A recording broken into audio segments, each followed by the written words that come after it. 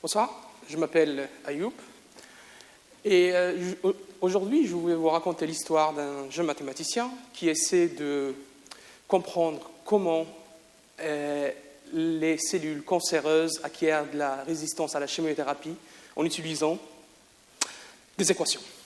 Alors, moi je travaille sur le glioblastome. Alors, pour ceux qui ne connaissent pas, le glioblastome, c'est une tumeur de cerveau très agressive. La moyenne de vie ou l'espérance de vie est de seulement 15 mois. L'une des principales raisons de l'échec du traitement est la protéine MGMT. Cette protéine répare les dégâts causés par la chimiothérapie à l'ADN des cellules cancéreuses.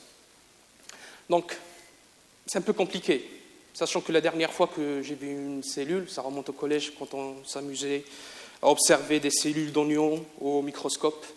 Bon, pas de panique. Je vais créer mes propres cellules virtuelles. Tenez, par exemple, à gauche, vous avez une cellule qui contient de la protéine MGMT et une autre gentille protéine qui, quant à elle, n'essaie pas de sauver la cellule. Donc, je m'appuie sur des valeurs expérimentales pour paramétrer mes équations. Tout ce que je peux faire maintenant, c'est envoyer la chimiothérapie pour voir comment mes cellules vont réagir. Je clique et hop, ce que vous voyez à droite, en rouge, c'est les doses de la chimiothérapie. En noir, c'est le nombre de cellules mortes. Regardez ce qui se passe pour le nombre de la protéine MGMT dans mes cellules. Contrairement à la gentille protéine qui, quant à elle, continue à vivre sa vie tranquillement, le nombre de protéines MGMT augmente en réponse au danger.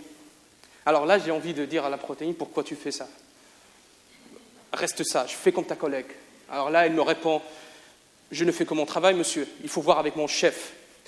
Alors, la prochaine étape de mon travail va être d'utiliser des propriétés de la théorie de graphes pour comprendre comment la protéine MGMT reçoit l'ordre de se multiplier. Et surtout, d'identifier son chef pour lui en glisser un mot. Merci.